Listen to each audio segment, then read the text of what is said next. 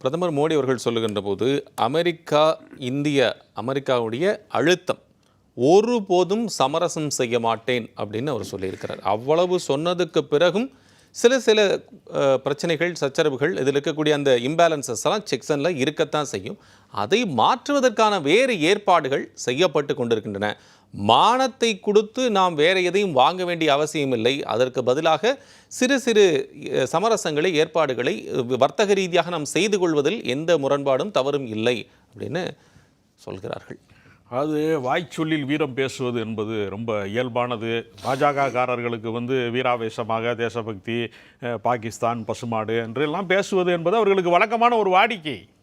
இது ஒரு பொருளாதார ஒரு என்ன சொல்றதுன்னா ஒரு எக்கனாமிக்கல் எமர்ஜென்சியாக இது வந்திருக்கிறது. நம்மளுடைய நாட்டிலே உற்பத்தி செய்யப்படக்கூடிய பல பொருட்களுக்கு மிக மோசமான ஒரு வரியை விதித்திருக்கிறார்கள். இதை எதிர்கொள்வதற்கு மாற்றேற்பாடு என்ன? அதை அவர் சிறப்பாக சொன்னார். முதல்ல அந்த விவாதத்தை தொடங்கி வைத்தவர் சொன்னார், பொருளாதார அறிஞர்களோடு கூடிய விவாதம் இதற்கு தேவையே தவிர நம்ம யார் தெரியுமா, நான் பெரிய வீரன் தெரியுமா, சூரியன் தெரியுமானா முதல்ல உள்கட்டமைப்பு இருக்கணும். திடீர்னு ஒரு தொழில் தொடங்க முடியுமா? எந்த தொழிலை தொடங்குவதாக இருந்தாலும் அதற்கு ஒரு உள்கட்டமைப்பு இருக்கிறது. சீனா போன்ற நாடுகள் எந்த நாடுகளையுமே எதிர்பார்க்காத உலகத்துக்கே ஒரு முன்னோடி நாடாக சீனா போன்ற நாடுகள் விளங்குவதற்கு என்ன காரணம்? உள்கட்டமைப்பை அவர்கள் உருவாக்கி கொண்டே இருக்கிறார்கள். இவங்க என்ன செய்யறாங்கன்னா உள்கட்டமைப்பை உருவாக்கவே இல்லை. பாஜகவை பொறுத்தவரையில பொருளாதார ரீதியாக இந்த நாட்டை உயர்த்துவதற்கான திட்டங்கள் என்ன செய்திருக்கிறார்கள் அப்படின்னு ஒரு பெரிய கேள்வி இருக்கிறது. முழுக்க வீராவேசமாக சவுடால் பேசுறது, நாங்க எவ்வளவு பெரிய ஆள் தெரியுமா. ராஜ்நாத் சிங் என்ன சொல்றாருன்னா, இந்த நாட்டிலிருந்து பல நாடுகளுக்கு ராணுவ தளவாடங்களை உற்பத்தி செய்யக்கூடிய அளவிற்கு நாம் உயர்ந்திருக்கிறோம். இன்று ஜப்பானுக்கே நாம் எலக்ட்ரானிக் வாகனங்களை அனுப்புவதற்கு தயாராகி கொண்டிருக்கின்றோம். ஸ்பேஸில் ஏர்கிராஃப்டை தயாரிக்கிறதுக்கு இந்தியாவுடைய சார்பாக பல நாடுகள் கொடுக்க நாம் அனுப்பிட்டு இருக்கிறோம் அப்படின்னு சொல்லி அமைச்சர்களே சொல்கிறார்களே. அப்போ அதெல்லாம் கூட நம் முழுமையாக திறமையாக இல்லைங்கிறதுக்கான அடையாளமா இருக்குது. நாங்கள் புஷ்பக விமானத்தை கண்டுபிடித்தவர்கள் அதிலெல்லாம் யாருமே பாஜக காரர்கள் பயணிப்பதே கிடையாது. மோடியோ அமித்ஷாவோ கூட பயணித்தது. ஜி.கே. நாகராஜாவது புஷ்பக விமானத்தில் ஒரு நாள் பயணிக்கணும்னு நான் கேட்டுக்கிறேன், தாழ்மையோட கேட்டுக்கிறேன். அனுமன் தான் காலடியில் நிலவுல காலடி எடுத்து வச்சார் என்பது 350 வருஷத்துக்கு முன்னாடி செத்து போன அவுரங்கசீப் கல்லறையை தோன்றதுக்கு இன்னைக்கு வேலை இல்லாமல் இருக்கிற இளைஞர்களை எல்லாம் பொலிட்டிக்கல் ரவுடிஸா தயார் பண்றது, இதைத்தான் செஞ்சிருக்காங்க. வேலை வாய்ப்பு சமோசா விற்க சொன்னவங்க தானங்க இவங்க என்னங்க பொருளாதார திட்டங்களை இவர்கள் எதை உருவாக்கி இருக்கிறார்கள்? என்ன கட்டமைப்பை உருவாக்கி? காங்கிரஸ்காரன் உருவாக்கின கட்டமைப்பை, அவர்கள் 50 ஆண்டுகளுக்கு மேலாக உருவாக்கிய கட்டமைப்பை பொதுத்துறை நிறுவனங்களை பூரா தனியாருக்கு விட்டு தீர்த்ததை தவிர இவர்கள் எந்த சாதனையுமே செய்யலையே. ஆரம்பிச்சு வச்சது மன்மோகன் சிங் சார். மன்மோகன் சிங் தான் அதை ஆரம்பிச்சு வச்சாரு. குளோபலைசேஷன் அமைச்சரவையில என்ன பொறுப்புல இருந்தியா தமாக காரங்களா? நான் என்ன கேக்குறேன், என்ன பொறுப்புல இருந்தீங்க? ஆரம்பிச்சு வச்சது நீங்க யோகிதையா சொல்லுங்க. யோகிதையா பேசுங்க. வார்த்தைகளை விட வேண்டாம்.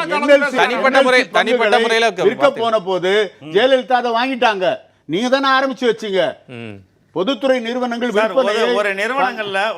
ஒரு நிறுவனங்கள்ல அதாவது ஒரு 10 பொருள் இருக்குன்னா ஒரு பொருள் வேண்டாம் அப்படிங்கல அந்த பொருளை விற்கிறது யதார்த்தம். நீங்க நாட்டுல உள்ள அத்தனை பொது உடைமைகளையே எல்ஐசி நாட்டையே வித்துட்டீங்களா? ஆக்சுவலா அவர் பேசி முடிச்சு ராஜகம்பன் பேசுங்க. அது தமிழ்நாட்டிலேயே திருப்பூர்ல பின்னலாடை நிறுவனம் சார்ந்தவர்களுக்கு அவர்களுக்கான ஏற்றுமதியிலேயே 75 லட்சம் பேர் வேலை இழக்க போறாங்க இது மாதிரி விஷயங்கள்ல. அதே மாதிரி நீங்க பாத்தீங்கன்னா அந்த கம்பளங்கள் தயாரிக்கிறது, அதாவது போர்வைகள்லாம் அந்த கம்பளங்கள் தயாரிப்பதிலேயே மிகப்பெரிய அளவுல ஒரு பெரிய பின்னடைவு இருக்கிறது. அதனுடைய உற்பத்தியெல்லாம் மிக நீண்ட காலமாக தயாரிக்கப்படுவதற்கெல்லாம் வாங்குறதுக்கு அதாவது நாதி இல்ல, சந்தை விரித்து, அதாவது கடை விரித்தேன் கொள்வார் இல்லைங்கிற நிலைமை வரப்போகுது. ரஷ்யா என்ன சொல்லியிருக்குன்னா, இப்ப நமக்கு இங்க இருந்து அமெரிக்காவுக்கு அதிகமாக நம்ம செய்யக்கூடிய பொருட்கள் textiles, gems and industries, jewellery, leather goods, food, automobiles. Russia என்ன சொல்லியிருக்குன்னா, இதை நீங்கள் உங்களுடைய வர்த்தகம் எந்த அளவுக்கும் குறையாமல் அதை நாங்கள் ஈடு செய்ய அளவுக்கு கூடிய வாங்கிக் கொள்கிறோம்ங்கிற உத்தரவாதத்தை ரஷ்யாவும் கொடுத்திருக்காரு. சீனாவும் அதற்கான வழிகோலுதலை இங்கே இருக்கக்கூடிய மேன் பவர்ஸை நாங்கள் யூஸ் பண்ணிக்கிறோம் ரஷ்யா சொன்னது போல, இங்கே இருக்கக்கூடிய உங்களுக்கு தேவையானவற்றை நாங்கள் சுரங்கத்திற்கான தேவையானவற்றை நாங்கள் கொடுக்கிறோம்லாம் சொல்லியிருக்கார்கள். இந்த பரஸ்பர உடன்பாடு எப்படி எட்டப்படுகிறது? அதுங்க உலக நாடுகளோடு நமக்கு என்ன நல்லுறவு இருக்கிறது, வெளிநாட்டினுடைய அந்த வர்த்தக உறவுகள் என்னவாக இருக்கிறது, இது குறித்தெல்லாம் ஒரு விரிவான பார்வையை தேவைப்படுகிறது. இது காங்கிரஸா பாஜகவாங்கிற சண்டை இல்லைங்க. ஒரு நாட்டினுடைய நிதிநிலை, ஒரு நாட்டினுடைய ஏற்றுமதி இறக்குமதி கொள்கையில அது எந்த அரசாங்கம் வந்தாலும் பின்பற்ற வேண்டிய கொள்கைகள் என்று நீண்ட தூர பயணம் ஒன்று இருக்கிறது. அதை பற்றி பேசாம அவர் போன் எடுக்காம விட்டுட்டாரு, அதனால அவர் மாவீரரு, அவர் 56 இன்ச்சு, இப்படி பேசுறதெல்லாம் முதல்ல வந்து அப்பட்டமான அயோக்கியமான அதற்காக விஷயம். அப்படி பேசவே கூடாது நீங்க. இல்ல, அதற்காக அவர் ஒரு விஷயத்தை சொன்னார். வியட்நாம் அதிபருடன் அவர் பேசுகின்ற போது அவர்தான் நான் 2 பேருக்கு இந்த சண்டையை தீர்த்து வச்சேன்னு சொல்லி அமெரிக்க அதிபர் சொல்றதுக்கான வாய்ப்பு உருவாகுமா? சார், ஒரு போனை எடுத்து நான் வந்து இந்த மாதிரி ஒரு உடன்பாடு எட்டிட்டேன்னு சொல்றது ஒரு பெருமையா? நான் போனை எடுக்கலங்கிறது வந்து அது ஒரு கோழைத்தனம் சார். ஏற்கனவே எடுத்த போனுக்கு தான் இப்ப இவங்க ட்ரம்பை தூக்கி பேசிட்டு இருக்காங்க. இந்த ட்ரம்புக்காக பிரச்சாரம் பண்ணது இந்த மோடி தான், வேற யாருமே இல்ல.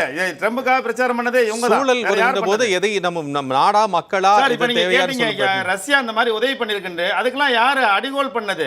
சுதந்திரம் பெற்றதுல இருந்து ரஷ்யாவோட நம்ம நல்லுறவு வச்சுக்கிட்டு இருந்தோம் சார். அது நம்மளுடைய நட்புடைய, அது நம்ம வந்து நம்மளுடைய நட்பு நாடா இருந்துச்சு. ஆக்சுவலா பாலஸ்தீனத்தோட நம்ம வந்து நட்புறவு வச்சுட்டு இருந்தோம். ஆனா பாலஸ்தீனத்தை இவங்க எதிரியா பார்த்துட்டு இஸ்ரேல வந்து நட்பு நாடா வச்சுக்கிட்டு இருக்காங்க. ஒவ்வொன்னா காங்கிரஸ் எதையெல்லாம் செஞ்சு நாட்டுக்கு எதெல்லாம் முன்னேற்றமா இருந்துச்சோ அதையெல்லாம் மாத்தணுங்கிற பொருளாதாரத்தை குழி தோண்டி புதைச்சிட்டாங்க.